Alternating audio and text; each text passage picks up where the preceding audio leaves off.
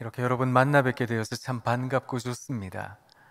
약간은 서로 간에 조금은 서먹하기는 하지만 우리 서로 같이 인사하면 참 좋겠습니다. 어떻게 인사하시는가 하면 사랑합니다 라고 인사하시는 겁니다. 같이 인사하겠습니다. 사랑합니다. 사랑합니다. 사실 제가 원한 바는 여러분들끼리 하시려는 게 아니라 저하고 하시자는 거였는데요. 사실 이 코로나 시대에 서로 간에 인사하는 것도 멋쩍은 요즘이 아닐까 싶습니다. 저하고 같이 인사하면 좋겠습니다. 여러분 사랑합니다. 사랑합니다. 사랑합니다. 사랑합니다. 괜찮으세요? 코로나19 감염증 사태로 우리 앞에 펼쳐진 세상이 그리 녹록지는 않습니다. 마스크 너머의 세상이 좀 답답하다 그런 느낌이 들기는 한데요. 우리 용기 내어서 옆에 계신 분들을 바라보시며 한번 인사하도록 하겠습니다. 보고 싶었습니다. 보고 싶었습니다. 네. 우리 영은교회 구역 지도자 여러분들을 만나 뵙게 되어서 참 반갑고 좋습니다. 또 제가 참 좋아하고 존경하는 이승구 목사님 교회에 와서 여러분 뵙게 되어서 얼마나 기쁜지 모르겠습니다. 사람이 살아가는 나날이 좋고 그리고 모든 것이 술술 풀린다면 어쩌면 그런 평범의 나날을 지나는 우리들에게 삶이라고 하는 것은 그저 평범이다라는 생각을 합니다. 하지만 삶이 녹록지 않고 걸어가는 발걸음이 무거우며 이걸 도대체 누가 할까 싶은 나날을 살아가노라면 산다는 것 자체는 평범을 넘어선 비범이라는 생각을 합니다. 이게 보통 대단한 일이 아니기 때문에 봉독해 주셨지만 다시 한번 읽어드리도록 하겠습니다. 가슴으로 한번 들어보시면 좋겠습니다. 또 아비들아 너희 자녀를 노엽게 하지 말고 오직 주의 교훈과 훈계로 양육하라. 이 본문은 아비드라라는 호칭으로 시작을 합니다. 사실 아비드라라고 이야기를 하면 우리 모두는 나는 아비 아닌데요. 그렇게 생각하실 수도 있겠고 이 단어에서부터 나를 제외시키고 싶은 마음도 있으실 거다 그런 생각이 드는데요. 이 본문에 나타나는 아비드라라는 호칭에 대하여 어떤 이해하시기보다는 양육을 책임진 사람들을 전반적으로 이르는 호칭이라고 생각하시면 참 좋겠습니다.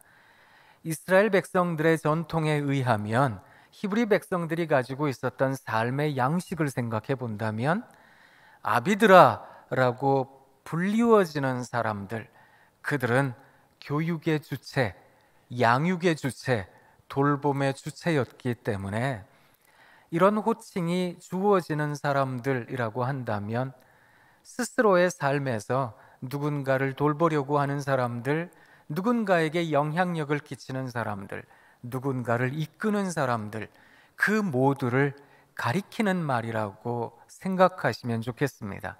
그런 점에서 여러분 누군가에게 영향을 끼치고 계세요? 누군가와 만나고 계시며 누군가에게 귀한 하나님의 진리를 전해주고 싶으신지요? 그렇다면 이 아비드라라고 하는 호칭에 다 적용이 되는, 해당이 되는 분들이다 그런 생각을 합니다. 그런 분들에게 오늘 주어지는 권면의 말씀, 그것은 너희 자녀를 먼저 노엽게 하지 마세요 라는 것입니다. 사랑하는 우리 구역 지도자 여러분, 우리의 인생을 한번 가만히 들여다보면 좋겠습니다. 사람이라는 존재는 태어나면서부터 경험이라는 것을 합니다. 경험에 경험이 쌓이게 되면 어떤 독특한 자기만의 관점과 신념을 갖게 됩니다. 이 관점과 신념을 우리가 흔히 개성이라, 성격이라, 품성이라 이렇게 부르기도 합니다. 그래서 누군가와의 만남에서 혹은 나 자신의 세상에 대한 삶에서 이런 모습들이 나타나곤 하는데요. 이것은 전반적으로 내가 어떤 경험을 했는가, 내가 어떤 삶을 살아왔는가, 이런 것에 무척 영향을 받더라라는 것입니다. 그래서 어떤 독특한 경험, 어떤 특정한 시간, 여건, 상황에 있었던 사람들은 자기만의 독특한 이야기를 만들어가게 됩니다. 그런데 이 이야기라고 하는 하나의 독특한 자기만의 신념, 관념 혹은 관점이라고 불리우는 것은 이 세상 모든 사람들에게 통용되어지는 것은 아닙니다. 물론 인지상정이라 사람이기 때문에 비슷한 감정을 느낄 때가 있고 비슷한 느낌을 받을 때가 있습니다. 하지만 엄밀한 의미에서 한번 찬찬히 생각해 보십시오. 내가 웃고 있는데 누군가는 무덤덤해 합니다. 나는 슬퍼서 울고 있는데 어떤 사람은 배를 잡고 웃고 있습니다. 똑같은 상황, 똑같은 이야기를 바라보는 해석이 달라질 때가 참 많다 싶습니다. 그것은 우리 각자에게는 어떤 독특한 이야기, 독특한 시선, 독특한 관점이 있기 때문이다라는 것입니다. 이것의 다름이라고 하는 것, 차이라고 하는 것을 이해하시는 여러분들이라고 한다면, 사랑하는 우리 구역 지도자 여러분, 늘 기억하셔야 됩니다. 내 이야기를 펼쳐놓는 것, 내 주장을 하는 것, 그것은 어쩌면 나에게는 잘 적용이 되는 이야기일런지는 모르겠습니다만 누군가에게는 적용이 되지 않는 이야기일 개연성도 크다라는 것입니다. 제가 예를 드리도록 하겠습니다. 이렇게 생각하는 분이 계세요. 아니, 우리 성도들이 그 귀한 헌금을 하나님께 드렸습니다. 과부의 두렛돈과 같은 그 귀한 헌물을 떨리는 손을 갖고 하나님께 드렸는데 그 헌금을 아무렇게나 써서는 되겠습니까? 어떻게든 아껴야지. 어떻게든 우리가 절약하고 아껴서 한 푼이라도 우리가 허투루 쓰는 일이 없이 해야 됩니다 라고 말씀을 하는 분이 계세요. 그런데 그분 옆에서 또 다른 분이 이렇게 말씀합니다. 아니, 우리가 교회에서 행사를 하면 어느 누구나 와서 함께 즐기고 함께 누리고 함께 기쁨을 나눌 수 있도록 날마다 잔치해야지요. 잠언에 있는 말씀처럼 하나님 믿는 사람들은 언제나 기쁨으로 잔치하듯 살아야 되는 거 아니겠습니까? 그러니 음식을 하더라도 풍성하게 해서 이 사람도 나눠주고 저 사람도 가지고 가게 하고 그래야지요. 자, 여러분 어떠세요? 이 두 분의 의견이 어떤 것이 더 옳다라고 느끼시는지요? 사실 이 두 가지 의견은 어느 것이 옳다, 그르다라고 표현하기는 불가능한 것입니다. 물론 개인적인 선호도는 있겠지요. 내가 생각하기에 그래도 이쪽이 더 맞는 것 같습니다. 아니요, 나는 생각하기에 이쪽이 더 타당한 것 같습니다. 그것이 우리들 개개인에게는 서로 다르게 나타날 수는 있겠습니다만 이것을 옳다 그르다라고 이야기하기는 어렵습니다. 왜냐하면 두 분 다 옳은 말씀을 하고 있기 때문에 그렇습니다. 그렇기 때문에 어쩌면 우리가 가지고 있는 신앙이라고 하는 것, 믿음이라고 하는 것도 내 삶의 경험과 밀접하게 관계가 있어서 내가 가지고 있는 하나의 어떤 믿음, 신앙의 모습이 나의 개인적인 어떤 삶의 이야기와 연결되어 있기 때문에 그것을 내가 옹고지처럼 주장하고 있는 것은 아닐까? 그것을 들여다보셔야 된다라는 것입니다. 왜 이런 말씀을 여러분들에게 드리는가 하면, 사랑하는 여러분, 너희 자녀를 노엽게 하지 말라라고 이야기하는 것은 어떤 내가 가지고 있는 신념, 내가 가지고 있는 감정으로 누군가를 대했기 때문에 나타나는 양상이라는 겁니다. 그렇기 때문에 구역 지도자들로서 우리 여러분들의 영적인 자녀들이라고 말하는 구역의 여러 식구들, 어려운 상황에 있는 분들, 이런 분들에게 너무 쉽게 진단하듯 말씀하셔서는 안 됩니다라는 것입니다. 그것은 내게는 옳은 이야기일진 모르겠지만 그에게는 옳지 않게 들릴 수도 있기 때문입니다. 그런 점에서 너희 자녀를 노엽게 하지 말라라고 하는 것은 여러분의 주장에 매몰되어 있거나 함몰되어 있으면 안 됩니다. 그런 말이기도 한 겁니다. 여러분, 잔소리가 들릴까요? 안 들릴까요? 잔소리는 안 들립니다. 그런데 왜 하세요? 여러분, 자녀들에게 잔소리하고 싶으시잖아요. 왜 잔소리 하세요? 나 속 편하자고요. 이렇게라도 얘기하지 않으면 내가 미칠 것 같고요. 또 이렇게라도 말하지 않으면 나중에 엄마가 나한테 아무 얘기도 안 했지 않느냐고, 아빠가 언제 나한테 그런 얘기 했느냐고, 이런 원망 들을까 봐 여러분 말씀하시는 거 아닙니까? 제가 저희 아이들을 한번 잡았던 적이 있었거든요. 이렇게 살아서 되겠느냐? 이렇게 해서 되겠느냐? 그리고 애들 방에서 나와서요, 안방으로 가는 그 짧은 시간에 머릿속으로 휙 하고 지나갔던 생각이 있었거든요. 너는 그렇게 다 알아서 이 모양으로 사냐? 이런 생각이 저한테 들더라고요. 가만히 보면 저도 흔들리는 인생인데 누가 누굴 가르쳐? 이런 생각을 했더랬거든요. 저는 여러분들에게 영적 권위를 잃어버리시면 안 됩니다. 그걸 땅바닥에 던져버리십시오. 그런 말씀을 드리고 있는 것이 아닙니다. 다만 내가 지금 말하고 있는 이 진리의 말씀이 바른 방향으로 누군가에게 전달되려면, 사랑하는 여러분, 내 성격, 내 성품, 내 개성, 내가 가진 신념, 내 철학, 알량하기 짝이 없는 그런 개똥 철학, 이것을 내려놓으셔야 된다라는 것입니다. 우리 예수님께서 이렇게 말씀하셨습니다. 내가 곧 길이요 진리요 생명이다. 그렇게 말씀하신 뒤에 세상이 두 조각 났습니다. 한쪽은 진리 안에 속한 세상, 또 다른 한쪽은 진리 밖에 있는 세상. 원래 진리를 선언하게 되면 그 진리라고 하는 것은 세상을 이분법적으로 만들 수밖에 없습니다. 나뉘어질 수밖에 없는 겁니다. 그런데 이 분열이라고 하는 것을 우리 주님께서 어떻게 극복하셨는지 아세요? 우리 주님께서 십자가를 지셨습니다. 사랑하는 성도 여러분, 또 구역 지도자 여러분, 이 자리에 계신 우리 리더 여러분들께 제가 꼭 부탁드리고 싶은 게 있습니다. 진리를 선언하는 분들은, 누군가에게 영향을 끼치는 분들은, 누군가에게 옳은 길을 제안하려는 분들은, 사랑하는 여러분 기억하세요. 희생하셔야 됩니다.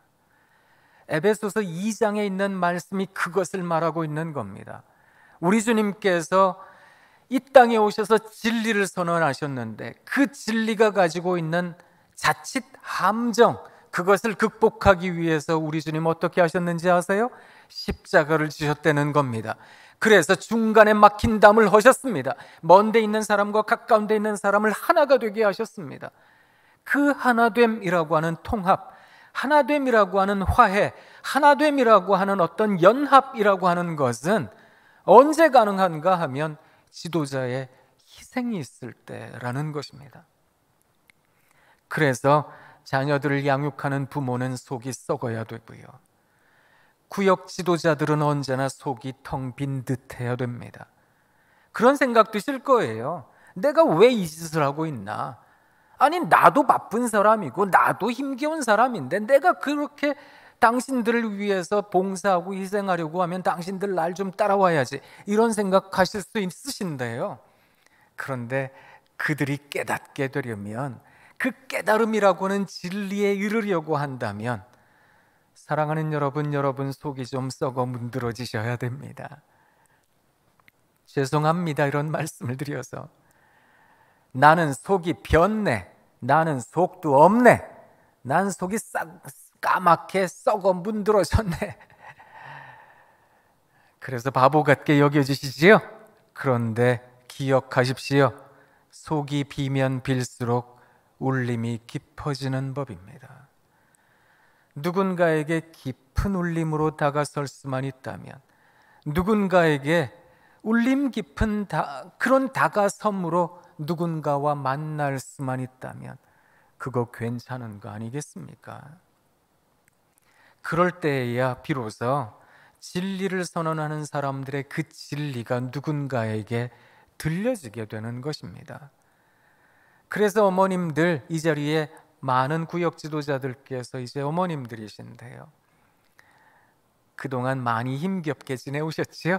자녀들 기르시면서 이런저런 일들로 눈물 많이 흘렸으리라고 생각합니다. 그것이 결국에는 우리 자녀들에게 영향력이라고 하는 것으로 다가서게 되어 있거든요. 이 이야기에 대해서 아주 든든한 학문적인 기반을 갖게 한 사람이 있는데요, 이 학자의 이름을 이야기하기에는 조금 이제 그렇긴 합니다. 이분 이름이 조금 그렇긴 한데요, 르네 지라르라는 사람이 있습니다. 이분이 문화의 기원이라는 책을 써서 세계적으로 유명한 학자가 되었는데, 두 번째 책을 썼습니다. 그 책 이름이 희생양입니다. 이 땅에 있는 많은 사람들은, 흔들리고 어려운 사람들은 누구를 찾는지 아세요? 희생양을 찾습니다. 그래서 앞에 있는 사람이, 그래서 나를 이끄는 사람이 희생되기를 원하는 그런 마음을 사람들은 가지고 있다라고 말을 합니다. 어쩌면 누군가를 위한 지도자가 되고자 하시는, 혹은 지도자로서 불리우고 계시는 그런 분들은 조금 손해보셔야 되겠습니다. 그런 생각을 합니다. 손해보며 살아간다는 거, 그게 어떤 것으로 나타나는지 아세요? 내 앞에 있는 구역 식구가 이런 얘기 저런 얘기 합니다. 그러면 그 이야기를 잘 들어주시면 좋겠습니다. 많은 구역 지도자들은 그렇게 생각하실 경향성이 있기도 합니다. 어렵고 힘든 사람에게 내가 좋은 지침을 내려줘야 되는 거 아니겠습니까?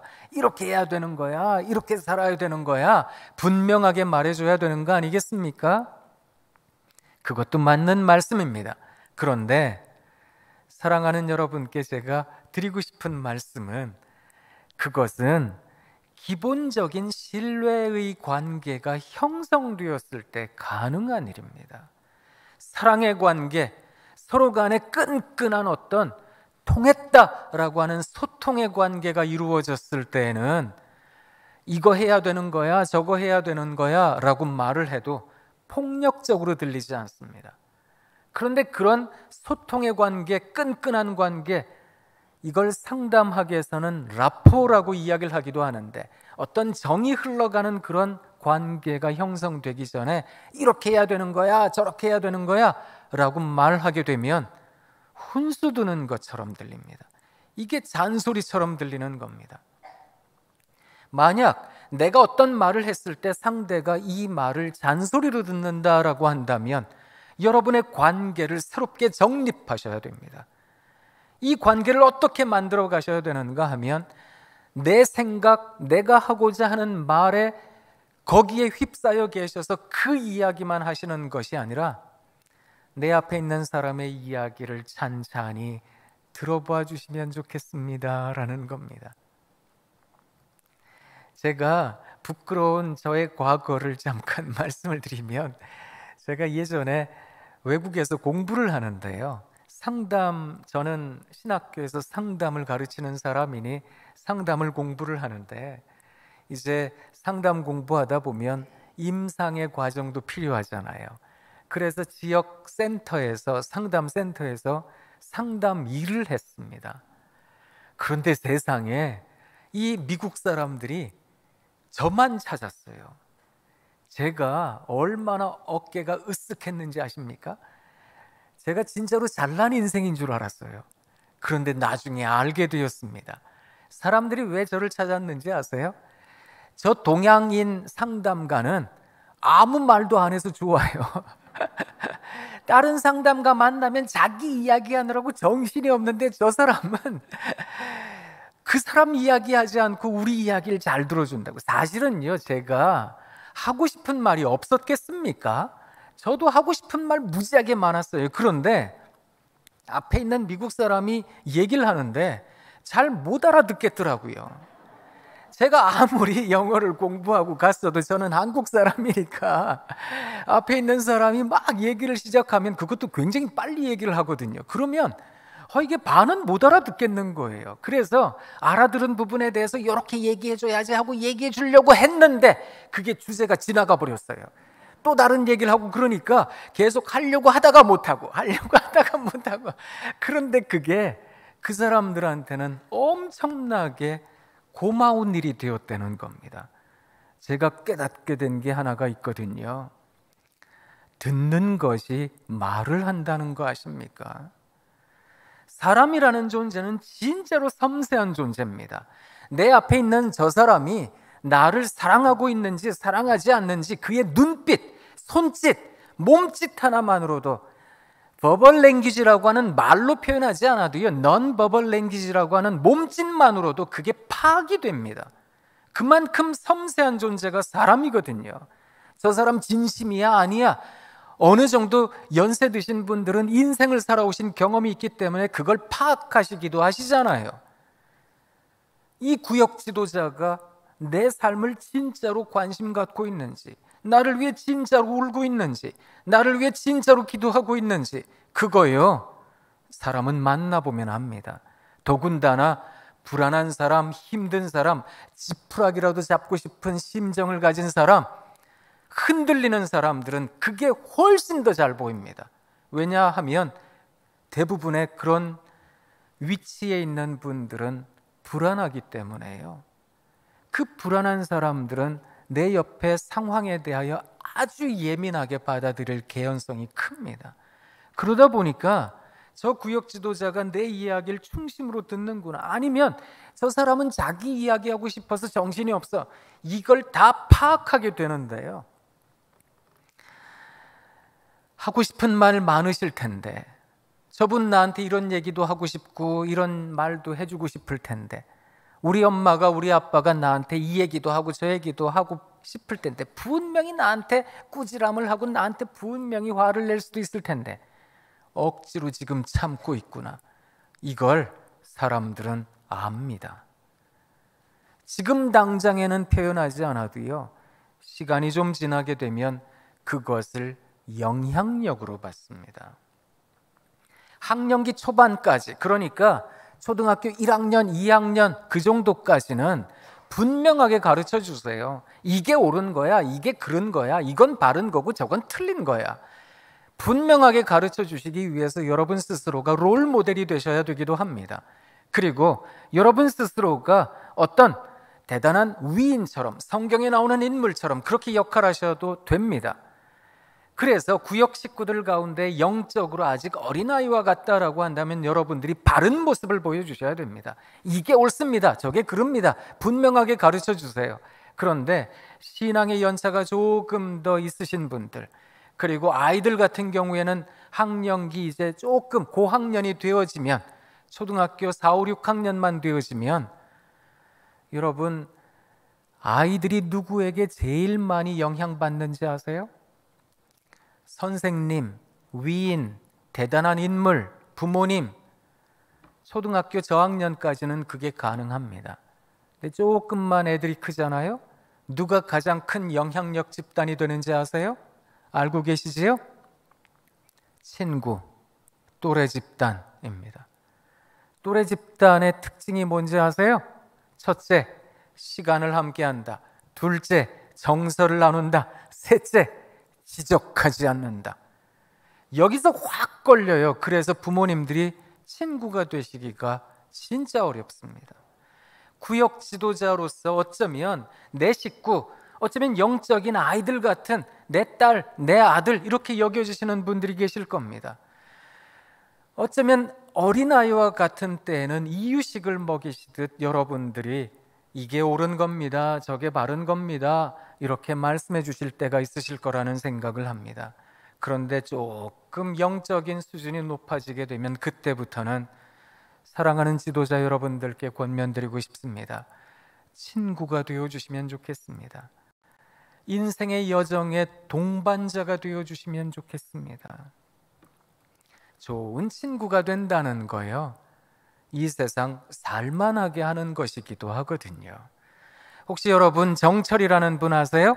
조선시대 때 문인 가운데 시조 많이 쓰셨던 정철, 그분 말고요, 그 외 영어 가르치셨던 정철 선생님, 그분도 말고요 50대 카피라이터 가운데 정철이라는 사람이 있습니다. 머리를 구하라라는 아주 독특한 책을 쓰기도 했는데요, 이분이 그 책에다가 인생이라는 제하의 글을 썼습니다. 이 글이 달랑 2줄입니다.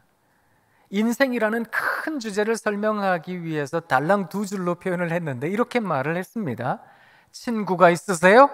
그럼 됐습니다. 이야, 이게 말이 되는구나, 이런 생각을 했거든요. 이만큼 여백을 두고 이분이 그 밑에다가 이렇게 적었습니다.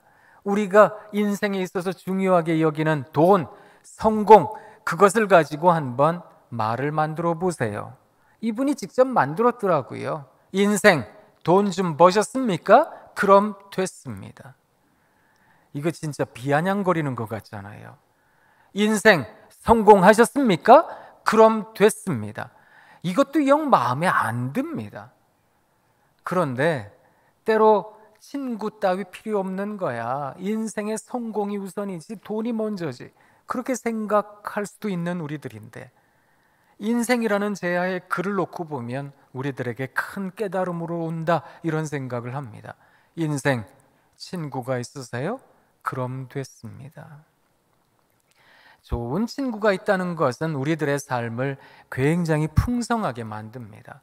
하버드 대학교의 성인발달연구소가 있는데요, 자그마치 75년 동안 종단 연구를 했더랬습니다. 보스턴 지역에 있는 하버드 대학교의 2학년 학생들과 같은 연령대의 보스턴 지역에 참 어렵게 살아가고 있는 청년들, 이들 청년들은 앞으로 어떻게 살게 될까? 그것을 75년 동안 연구했습니다.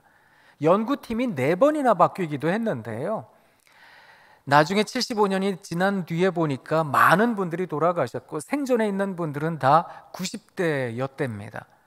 근데 이 연구 결과가 지향하고 바라고자 했던 목적이 무엇이었는가 하면, 인간은 어떻게 행복에 이르게 되는가? 돈이 많으면 행복한가? 높은 지위에 가면 행복한가? 그럴 거라고 생각하지만 사실은 이 연구가 우리들에게 가르쳐 준 것은 좋은 인간관계, 좋은 세상과의 관계, 이것이 있을 때 그 사람의 삶이 행복하더라라는 것입니다. 그래서 어르신들이 그런 말씀을 많이 하시는 겁니다. 연세가 드실수록 친구가 제일이야, 이런 말씀을 하시는 데는 이유가 있는 거거든요. 혹시 여러분 하늘에 떠가는 구름에게서 이 이야기 들어보신 적 있으세요? 귓가를 스며 지나가는 바람에게서 먼 나라 이야기 들어보신 적이 있으신지요? 이게 실제로 들리면 안 되고요, 실제로 들리면 그걸 환청이라고 하고요, 그게 아니고 이런 넉넉한 마음으로 세상 살아가고 계시는지요? 나무도 바라볼 줄 알고 내 옆에 있는 사람 힘들지 않을까, 어렵지 않을까 바라볼 줄도 아는 것, 저는 그것을 배려라고 생각을 합니다. 이런 배려의 마음이 우리들에게 있을까? 여러분 그것을 한번 생각해 보시면 참 좋겠습니다. 저 사람 배는 골치 않았을까? 저 사람 힘들지는 않을까? 저 사람 뭐 반찬은 있을까? 어떻게 먹고 살까? 이런 것들이 그저 궁금하시면 좋겠는데요, 좋은 인간관계를 갖게 한다는 것은 사실은 누군가에게 삶의 이유가 되기도 하고 또 살아갈 수 있는 좋은 기반이 되기도 한다라는 것입니다. 빅터 프랭클이라고 하는 심리학자가 있는데요, 이분이 아우슈비츠에서 살아남은 심리학자입니다. 이분이 이제 전국 방방곡곡을 다니면서 힘들고 어려운 사람들을 위해서 많은 강연을 했는데요, 하루는 호텔에서 이제 자고 있는데, 어떤 지역에 가서 이제 그곳 호텔에서 자고 있는데 새벽에 전화가 왔더래요. 어떻게 전화를 알게 됐는지 그 전화가 와서 전화를 받았는데 수화기 너머에 들려오는 음성이 떨리면서 이렇게 말을 하더라는 겁니다. 선생님, 오늘 강연 잘 들었습니다. 선생님께 제 인생 마지막으로 전화드리고 싶었어요. 이제 전화 끊으면 저는 죽을 겁니다. 그런 얘기를 하니까 이분이 감히 전화를 못 끊었던 겁니다. 그리고 그 새벽에 3시간이 넘는 시간 동안 계속 얘기를 주고받았다는 거예요. 3시간이 지난 그 시점에 전화기 수화기 너머에서 그분이 얘기를 하더라는 겁니다. 선생님, 안 죽기로 했어요. 너무 신경 쓰고 너무 애쓰지 마세요. 저 안 죽을 테니까 그냥 이제 마음 편안하게 수화기 내려놓으셔도 돼요. 그런 얘기를 들었다는 겁니다. 안도를 하고 이분이 이제 언제 한번 우리 동네 오게 되면 제 연구실에 꼭 오시라 그래가지고 이제 주소도 주고 했답니다. 나중에 시간이 지나서 이분이 방문을 했대요. 근데 이 빅터 프랭클이라는 사람이 궁금했습니다. 아니, 어떤 점에서 내 얘기를 듣고 안 죽기로 했습니까? 어떤 점에서 도대체 마음을 변화할 수 있는 마음은 어디로부터 가능해진 겁니까? 이걸 물어본 겁니다. 그랬더니 이분이 뭐라 그랬는지 아세요? 선생님이 저한테 이야기한 거 하나도 생각이 안 납니다. 그런데요, 그 새벽 시간에 내 이야기를, 이 못난 내 이야기를 들어주는 사람이 한 사람이라도 있다는 거, 그게 저에게 살고 싶은 생각을 갖게 했습니다. 그 얘기를 하더라는 겁니다. 저는 우리 구역 지도자 여러분들께서 구역 식구들에게 좋은 친구가 되어주시면 좋겠습니다. 그래서 찾아가셔서 아니 성도님 이렇게 살아야지, 집사님 이게 뭐야, 이렇게 지내는 거야, 이렇게 하는 거야, 그 말씀하시느라고 분주하지 않으시면 좋겠습니다. 하지만 또 높아심에 또 애가 타서 절절한 마음으로 그러실 수도 있다는 거 압니다. 그렇지만 끊임없이 자기 이야기만 하셔서는 안 됩니다 라는 겁니다. 그걸 꼭 기억해 주시면 좋겠습니다. 그것이 자녀들에게 노하지 않게 하는 방식입니다. 누군가를 분노하지 않게 하려면 사랑하는 여러분, 누군가의 이야기를 들어주세요. 단지 들으셔서는 안 되고요, 그 마음을 읽어주시면 좋겠습니다. 자, 이제 여러분들에게 몇 가지 단계를 좀 말씀을 드리도록 하겠습니다. 어렵고 힘든 구역 식구가 이런 얘기도 하고 저런 얘기도 합니다. 사실 이 코로나19라고 하는 시대가 우리들에게 가져다 준 여러 가지 부정적인 느낌과 감정들이 있습니다. 우리가 왜 코로나 블루라고 얘기를 하기도 하잖아요. 코로나 우울증, 코로나 레드, 이제 붓다라고 하는 그 색채를 써서 표현을 하기도 하는데 코로나 분노라고 말을 하기도 합니다. 우리 안에 이 매캐하게 있는 억울한 감정, 답답한 심정, 이런 것들이 있거든요. 이게 우리로 하여금 우울하게 하기도 하고 분노하게 하기도 합니다. 도대체 언제 경제는 회복되는 거예요? 언제 우리 가게는 문을 열까? 언제 우리는 또다시 옛날처럼 그렇게 좀 잘 지낼 수 있을까? 이게 자고 일어났더니 벼락거지가 됐습니다. 이런 얘기 하시잖아요. 집값 좀 떨어질까 싶어가지고 전세로 참고 있었는데 이젠 도저히 이사 갈 수도 없습니다. 이런 상황이 되다 보면 사람들은 분노하거든요. 우울할 때가 많습니다. 사회적 거리두기, 그걸 지키느라고요, 집안에만 있어요. 그 좁은 공간에 있으면서 알콩달콩 오손도손 살면 좋겠는데요, 함께 있다 보니까 아웅다웅 아득바득 성질내고 살아요. 짜증내고 살아요. 그러다 보니까 이게 우리의 삶이 도대체 힘든 게 많습니다. 사람들이 힘들면 그 힘든 일들에 대한 원인들을 찾거든요. 지푸라기라도 잡는 심정으로. 그래서 그 어렵고 불안한 세월을 경험하고 있는 우리들은 이것 때문에 내가 불안해지는 거지, 저것 때문에 힘든 거지, 여러 가지 원인을 찾습니다. 그리고 누군가를 만나잖아요. 내 속에 있는 이야기를 하고 싶어요. 그러면 정해진 시간에 그 많은 이야기를 하려다가 보면 이 얘기했다 저 얘기했다, 이게 두서가 없고요, 중구난방이고요. 그래서 도대체 저 사람 무슨 얘기하는 거야 모를 때가 참 많습니다. 이게 힘든 사람들의 특징이거든요. 어려운 가정 신방 가시거나 방문해 보시면 아실 겁니다. 이분이 이 얘기도 했다, 저 얘기했다, 시어머니 얘기했다가 아버지 얘기했다가 아들 얘기했다, 딸 얘기했다, 남편 얘기했다. 그러다 보면 도대체 이 사람 너무너무 힘들다는 거는 알겠는데 이 얘기가 도대체 뭔지 잘 이해가 안 되겠다라는 생각도 드실 겁니다. 그럴 때에는 지금 내 앞에 있는 구역 식구의 이야기에 한 주제에 집중할 수 있도록, 다른 주제로 넘어가려고 하면 잠깐만요, 그 얘기는 조금 이따 하기로 하고 이 얘기부터 먼저 해봐요. 남편이 그렇게 해서 어떻게 됐다는 얘기인지 한번 설명해 주세요. 아이고 그렇군요, 그런 마음이 컸겠군요. 그렇게 자꾸 이야기를 유도해 가시면 좋겠습니다. 그리고 그 이야기에 기승전결, 이야기의 스토리를 만들어 주세요. 그래서 그 사람이 자기의 이야기를 제대로 진술할 수 있도록 시간을 허락해 주시면 좋겠습니다. 그리고 그 이야기에 묻어있는 감정도 확인하세요.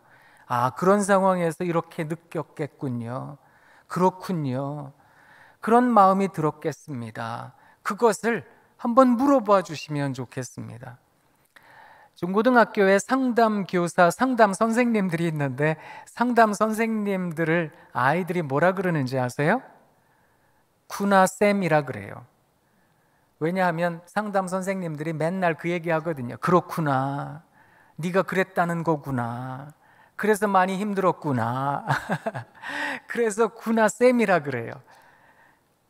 그렇게 이야기를 들어주세요. 감정도 한번 들어주세요. 내가 제대로 잘 들었는지 확인도 해주세요. 그렇게 이 이야기가 끝나면 또 다른 주제로 넘어가고 또 다른 주제로 넘어가면 됩니다. 뭐 그러면 한도 끝도 없이 시간이 그렇게 흘러가는데 어떻게 그 집에만 있어요? 그러실 수 있으실 텐데요, 정해진 시간 동안만 그렇게 들으세요. 그 다음에 또 찾아가면 되잖아요. 또 시간 날 때 전화하시면 되잖아요. 사람 만날 때 한 번 만날 것처럼 만나지 마세요. 1000번 만날 것처럼 만나시라는 겁니다. 그래서 너무 쉽게 진단하듯 속단하듯 함부로 말하시면 안 되는 겁니다. 그 사람 처지가 되어보지 않고서는 그렇게 말씀하실 수가 없는 거거든요. 그래서 여러분께서 잘 들어주시면 좋겠습니다. 그것을 말씀드리고 싶은 겁니다. 그러면 어떻게 해야 될까요? 이제 우리들의 미션, 사명이라는 게 있는데 그것이 6장 4절의 마지막 부분에 있는 말씀입니다. 오직 주의 교훈과 훈계로 양육해라. 이 말은 내 생각, 내 관점, 내 삶의 경험으로 말을 해서 분노케 하는 것이 아니라 우리 주님의 교훈과 훈계로 양육하시라라는 것입니다. 우리 주님의 교훈과 훈계, 그 핵심 문구가 뭔지 아세요? 세례 요한과 같았습니다. 그것은 회개하라, 천국이 가까이 왔다. 그 말씀으로 우리 주님의 교훈과 훈계는 집약되어집니다. 그래서 회개치 않는 바리새인들에게, 회개치 않는 그런 성경 지도자들에게 우리 주님께서는 회칠한 무덤 같으니라고, 너희들의 모든 삶을 전반적으로 깨트리라고 우리 주님께서는 권면하셨던 겁니다. 그리고 어디를 가나 무엇을 하나 천국 복음을 전하시기 위하여 얼마나 열심을 내셨는지 두루마을과 성과 촌을 다니시면서 회당에서 가르치시기를 즐거워하셨는데 그것이 천국 복음이었다라는 겁니다. 사랑하는 우리 구역 지도자 여러분, 내 앞에 있는 사람의 이야기를 잘 들으려면 일단 나를 해체하셔야 됩니다. 내 고집에 쌓여 있어서는 상대방의 이야기를 들을 수가 없습니다. 그래서 나를 해체하기 위해서 나는 날마다 회개하는 존재가 되어야 됩니다. 그래서 언제나 하나님 앞에 서 있는 존재로, 하나님 저는 죄인입니다, 나 같은 죄인 하나님 불쌍히 여겨주십시오. 이 죄인이 우리 구역 식구를 만나러 갑니다. 우리 구역 식구 하나님 힘들고 어려운데 주님 제가 무엇을 말할 수 있을까요? 하나님 제 입술을 움직여 주셔서 하나님 말씀 전하게 해 주십시오. 하나님의 음성 들려주게 해 주십시오. 내 생각, 내 고집, 내 아집은 내려놓고 주의 성령께서 저를 사용하여 주십시오. 이렇게 나 스스로를 날마다 해체하셔야 되는 겁니다. 그게 회개라는 말에 담겨 있는 겁니다. 그리고 사랑하는 여러분, 날마다 천국을 바라보셔야 됩니다. 나를 해체하고 회개하고 그리고 천국을 바라보는 사람들은 누군가에 대하여 기쁨으로 대할 줄도 알고요, 관용을 베풀 줄도 압니다. 빌립보서 4장 4절에서부터 7절까지의 말씀, 어쩌면 빌립보서의 요절과도 같은 말씀인데요, 바울 선생님이 빌립보 성도들에게 이렇게 말을 했습니다. 주 안에서 항상 기뻐하라. 내가 다시 말하노니 기뻐하라. 너희 관용을 모든 사람들이 알게 하라. 주께서 가까우시니라. 여러분, 삶이 팍팍하고 어려우면 관용을 베풀기가 어려운 법입니다. 그렇지만 우리 주님이 가깝다, 이 종말론적인 인식을 갖는 사람들은, 하나님 나라에 대한 인식을 갖는 사람들은, 천국에 대한 그 미래를 대망하는 사람들은 관용을 베풀 줄 압니다. 용서에 이를 줄도 알고 화해에 이를 줄도 압니다. 아무것도 염려하지 말고 모든 일에 기도와 간구로 너희 구할 것을 감사함으로 하나님께 아뢰라. 그리하면 모든 지각에 뛰어나신 하나님의 평강이 그리스도 예수 안에서 너희 마음과 생각을 지키시리라. 빌립보 성도들에게 권면했던 그 말씀은 어쩌면 우리들에게 항상 주 안에 있으셔야 됩니다, 항상 우리 주님 가깝다는 거 기억하셔야 됩니다, 그것을 권면하고 있는 것은 아닐까, 그런 생각을 합니다. 여러분, 하나님 나라를 대망하는 사람들은 날마다 그 기쁨과 감격을 갖고 살 줄 압니다. 이름이 불려진다, 이거 대단하잖아요. 물론 잘못한 일이 있어서 이름이 불려지면 떨리고 겁나기도 하지만, 하나님 내 이 억울한 심정 아실 테니, 하나님 내 이 힘든 마음 아실 테니, 그 마음을 알고 계시는 하나님께서 내 이름을 불러주신다, 이 대단한 일이잖아요. 하나님의 나팔 소리 전지진동할 때에 예수 영광 중에 구름 타시고 천사들을 세계 만국 모든 곳에 보내어 구원받은 성도들을 모으리. 나팔 불 때 나의 이름, 나팔 불 때 나의 이름, 나팔 불 때 나의 이름 부를 때에 잔치 참여하겠네.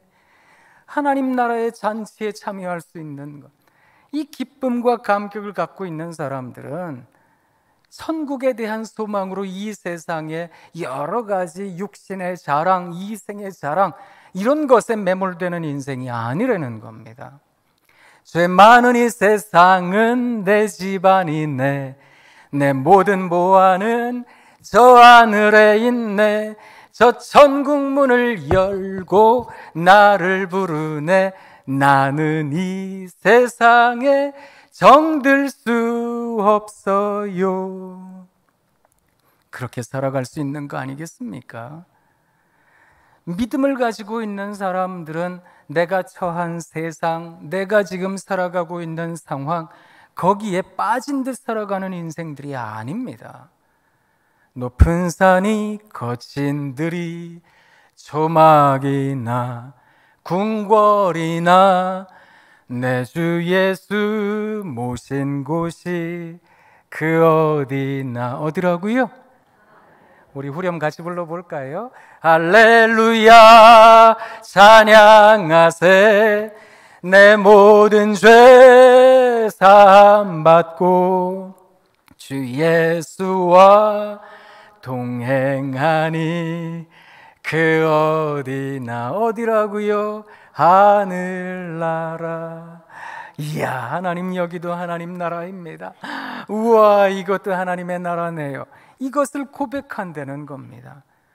궁궐에 살면 누군들 그걸 고백 못하겠습니까? 그런데 찬송가 가사는 높은 산으로 시작합니다. 거친 들이랍니다.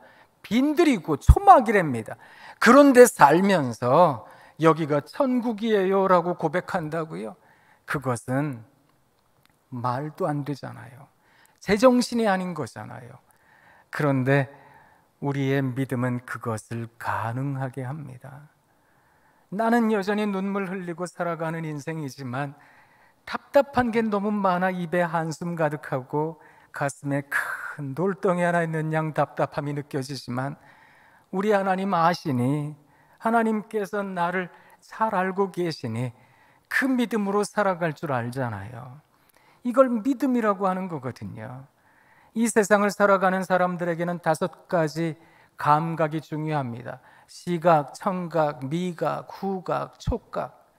그렇지요? 그래서 눈으로 보는 것마다 좋기를, 귀로 들리는 소식마다 복된 소식이 들리기를, 그저 냄새 맡는 것 좋고 맛보는 것 황홀하고 만지는 것마다 감촉이 좋기를 우리는 원하고 바라는 인생이 아니겠습니까? 그 감각을 채우기 위해서 우리는 하루 종일 열심히 일을 하고 돈을 법니다. 왜요? 편안하게 살려고요. 그 감각 채우고 그저 이 인생을 좀 누리고 살려고요. 감각이 채워지면 행복하다 이렇게 말을 하기도 합니다. 그런데 예수님 믿는 사람들에게는 6번째 감각이 있잖아요. 이 감각을 우리가 믿음이라고 하는 거거든요. 믿음은 내가 지금 당장 느끼는 어떤 고통, 내가 지금 당장 눈으로 보는 내 상황, 여기에 빠진 듯 나를 이끄는 것이 아니라 그 너머에 역사하고 계시는 우리 하나님, 나를 여전히 사랑하고 계시는 그 주님, 그 하나님을 발견하게 한다는 겁니다. 저 장미꽃 위에 있을 아직 맺혀 있는 그때에 귀에 의는 이 소리 들리니 주음성 분명하다. 주님 나와 동행을 하면서 나를 친구 삼으셨네. 우리 서로 받은 그 기쁨을 알 사람이 없도다. 지금 이 찬송가 가사의 작사가가 뭘 말하고 있는지 아세요? 지난 밤이 너무 괴로웠던 겁니다. 하나님 어떻게 해요? 어떻게 해요? 이리 뒤척 저리 뒤척 이 근심 저 걱정으로 밤을 지새웠던 겁니다. 아직 장미꽃 위에 이슬이 사라지지 않은 그 새벽녘에 하나님 어떻게 해요? 눈물 흘리고 있는 내게 하나님께서 말씀하고 계시는 것 같더라는 겁니다. 너 힘든 거 내가 안다. 너 억울한 거 내가 알아. 너 괜찮을 거다. 하나님께서 말씀해 주시는 그 음성이 좋아서 이 기쁨을 도대체 누가 알 수 있을까요? 그래서 천국을 바라보는 사람들은 이 세상에 속한 사람들이 아니다, 이런 얘기를 하는 겁니다. 그냥 내가 살아가는 삶에 영향받아서 나한테 좋은 일이 있으니까 기뻐하고 나한테 나쁜 일이 있으니까 슬퍼하고 그런 인생이 아니라 바람이 불건 태풍이 오건 눈이 내리건 계절이 어떻든 내 삶에 평화가 가득합니다. 하나님 참 고맙습니다. 내 안에 주여 소망되소서. 주 없이 모든 일 헛되어라. 밤에나 낮에나 주님 생각. 잘 때나 깰 때 함께 하소서. 그렇게 살아가는 겁니다. 그것이 천국을 품은 사람들의 삶이라는 겁니다. 사랑하는 구역 지도자 여러분, 제가 여러분들에게 그저 오늘 이 말씀을 읽고 말씀이 담고 있는 이야기를 아주 간략하게 전해드리고 여러 가지 이야기를 전해드리려고 책들도 이렇게 들고 왔는데요, 서론만 말하다 보니까 벌써 끝나버렸어요. 그래서 이것도 또 하나님 예비하신 또 은혜다 이런 생각이 들기도 하는데요. 그저 우리 구역 식구들 사랑하는 한 분 한 분, 한 영혼 한 영혼을 하나님의 품으로 품을 줄 아시는 여러분 되시길 부탁드립니다. 그래서 언제나 스스로를 하나님 앞에서 갈기갈기 찢듯 통회자복하며 회개하시는 여러분 되시면 좋겠습니다. 그 기도했던 세리의 마음처럼 나는 죄인입니다. 주님, 퀴리에 불쌍히 여겨주세요. 엘레이손, 퀴리에 엘레이손, 주님 저를 불쌍히 여겨주세요. 그 심정으로 구역 식구들을 만나주세요. 그리고 천국 그 시민권자로들로서 천국에 대한 인식을 갖고 언제나 하나님 나라에 대한 생각을 갖고 이 종말론적인 인식을 갖고 누구에게나 관용을 베풀고 기뻐할 줄 아는, 우와, 이야, 우리 구역 식구들이 좋습니다. 그 기쁨을 고백할 줄 아시는 구역 지도자들이 되시면 좋겠습니다. 그렇게 구역 식구들을 만나면 구역 식구들은 여러분들에게 영향이라는 걸 받게 될 겁니다. 언제요? 언제쯤 영향받게 될까요? 저도 잘 모르겠습니다. 그래서 소선지서에 있는 선지자들이 이 수년 내에 부흥케 하옵소서 이러고 하나님께 기도하기도 했는데요. 다만 저는 그런 인내하는 마음, 양육자의 마음, 누군가를 돌보려고 하는 돌보미의 마음, 그 마음이 진리에 이르는 마음이라는 생각을 합니다. 왜냐하면 그 마음을 갖고 살아가는 내내 나는 속이 썩어 문드러집니다. 난 속도 없는 인생입니다. 그런 생각들을 하실 것이기 때문에 그렇습니다. 그때 아까 말씀드렸던 거 기억하세요? 속이 비면 빌수록 울림이 깊어지는 법입니다. 제가 다른 거 안 읽고요, 하나만 딱 읽고 갈게요. 사랑하다가 죽어버려라 라는 시집이 있습니다. 시집 제목이 굉장히 무섭기까지 합니다. 사랑하다가 죽어버려라. 사랑이라고 하는 건 give and take라고 생각하는 경향도 있습니다. 그런데 사랑은 주고 잊어버리는 거 아닐까? 저 사람 내 마음 알까? 그것을 따지는 것이 아니라 그냥 사랑하는 여러분 되시면 좋겠는데요. 거기에 봄길이라는 시가 있습니다. 정호승 시인의 봄길 들어보십시오. 길이 끝나는 곳에서도 길이 있다. 길이 끝나는 곳에서도 길이 되는 사람이 있다. 스스로 봄길이 되어 끝없이 걸어가는 사람이 있다. 강물은 흐르다가 멈추고 새들은 날아가 돌아오지 않고 하늘과 땅 사이의 모든 꽃잎은 흩어져도 보라, 사랑이 끝난 곳에서도 사랑으로 남아있는 사람이 있다. 스스로 사랑이 되어 한없이 봄길을 걸어가는 사람이 있다. 그렇게 봄길을 만들어 가시는 여러분 되시면 좋겠습니다. 우리 걸어가는 길이 냉기 가득 한기 가득한 그런 길이 아니라 새싹도 돋아나고 꽃도 피고 잎도 나는 그런 생명력 가득한 그런 봄길이 되면 좋겠습니다. 그래서 제가 이 노란 넥타이를 하고 왔는데요. 우리 개나리 피고 진달래 피고 그렇게 세상이 만물이 이제 태동하는 3월입니다. 조금은 춥기도 하지만 아직까지는, 그럼에도 불구하고 우리의 삶의 모습이, 마음이 든든해지고 따뜻해져서 우리 구역 식구들에게 고스란히 전달되면 좋겠습니다. 여러분 사랑합니다. 사랑합니다. 사랑합니다. 사랑합니다. 사랑합니다. 하나님께서 여러분 잘해 주실 겁니다. 고맙습니다. 오늘 제가 웬일로 이렇게 찬송을 무지하게 많이 불렀는데요. 그냥 내려가기 전에 찬송 하나만 더 불러드리고 가겠습니다. 평화, 하나님의 평강이 여러분에게 넘쳐나기를. 평화, 하나님의 평강이 여러분 삶에 가득하기를 축복합니다. 하나님, 여러분 잘해 주실 겁니다. 잠깐 기도하겠습니다. 하나님 고맙습니다.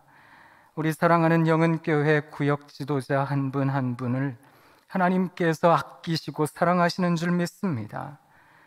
하나님, 때로 삶이 지치고 어려워서 하나님 이거 그만해야 되는데요 라고 생각하는 분들도 있으실 줄 압니다. 누군가를 먹이고 누군가를 살린다는 게 쉬운 일이 아니기 때문입니다. 하나님, 우리 모두에게 힘 주시기를 원합니다. 그래서 어렵고 힘들 때마다 하나님께 간구하면 그 간구가 들려질 수 있도록, 그래서 하나님께서 우리의 기도에 응답하시는구나, 감사의 고백이 끊이지 않도록 우리를 지켜주시기를 원합니다. 이 자리에 있는 한 분 한 분의 삶과 건강, 가정, 모든 삶의 이 모양 저 모양을 우리 하나님께서 지켜주시기를 간절히 바라오며 예수님 이름으로 기도합니다. 아멘.